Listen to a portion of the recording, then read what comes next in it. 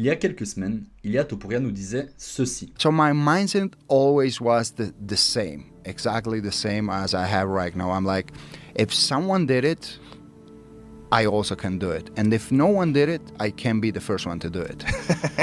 Si quelqu'un l'a déjà fait, et ben moi aussi je peux le faire. Et si personne ne l'a encore fait, ben je peux devenir le premier. Et cette phrase, on se rend même pas compte à quel point elle est puissante.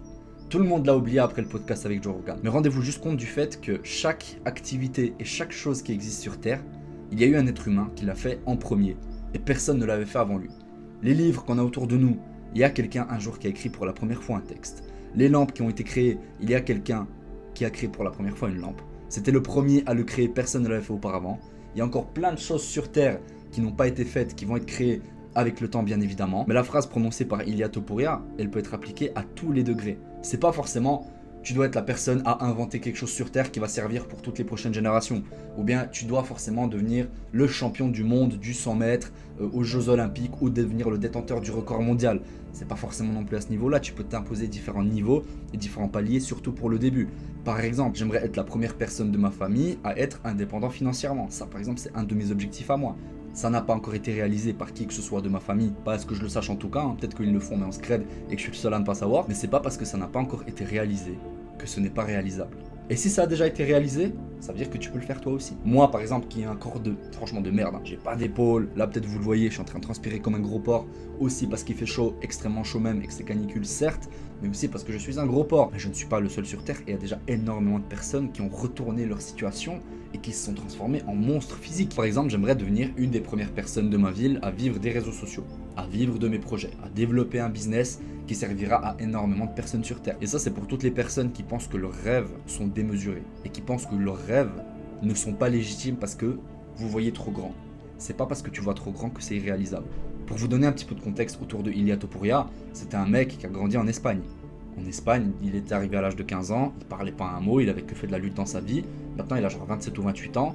Le MMA en Espagne, ça a fait un carton plein depuis que Ilia Topuria a commencé à se faire un nom à l'UFC, alors qu'avant ça, des combattants à l'UFC qui étaient originaires ou qui venaient d'Espagne, il y en a peut-être 5, 6 au total. En tout cas, il n'y avait jamais aucun d'entre eux qui n'avait été un champion et qui avait créé un petit peu de buzz et un petit peu de motivation externe pour les gens qui habitent en Espagne. Lui, quand il était jeune, il avait moins d'opportunités que des mecs, par exemple, qui ont grandi aux États-Unis, qui ont grandi dans des cadres où le sport était déjà développé. Il était en Espagne.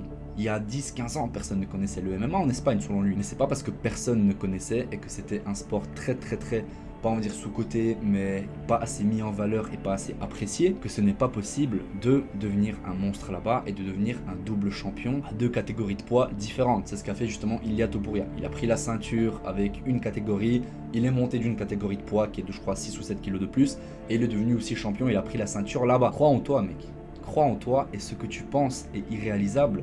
Il y a des gens qui ont pensé pareil et ils l'ont réalisé. Par rapport à leur projet, ils l'ont réalisé. Et même s'ils n'ont pas réalisé exactement ce qu'ils voulaient, bah ils sont allés plus loin que s'ils n'avaient rien fait. Donc rêve mon pote, rêve et mets-toi au travail. Parce qu'il y a tout pour quand il est arrivé à 15 ans en Espagne, qu'il avait dû arrêter la lutte parce qu'il n'y avait pas de salle de lutte du tout dans la ville de Alicante où il était. Et que par hasard sa mère avait rencontré un mec qui avait des oreilles en chou-fleur et que du coup avec son frère ils sont partis s'entraîner dans sa salle de MMA parce que le mec en question s'entraînait ou était même le propriétaire d'une salle de MMA.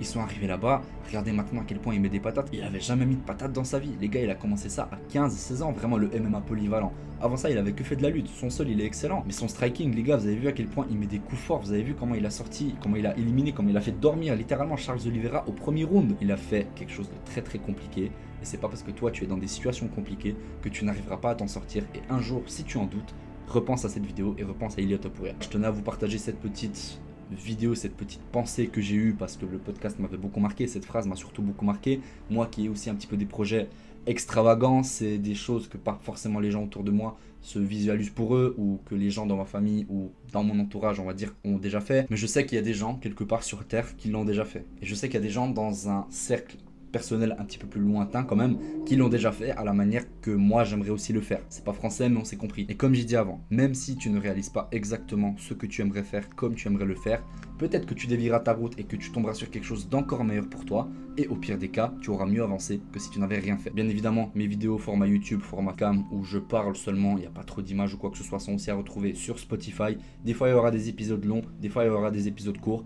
Là je vais pas vous mentir que j'ai dû éteindre mon petit ventilateur et que je suis seulement avec les lumières et que je suis en train de crever de chaud, donc je suis pas là pour forcément faire des vidéos extrêmement longues. Parce que si j'allume le petit ventilateur, il va commencer à faire un bruit de réacteur et c'est peut-être pas forcément le but. Prends soin de toi, bonne soirée, ciao ciao. Je suis en train de mourir de chaud, c'est une dinguerie.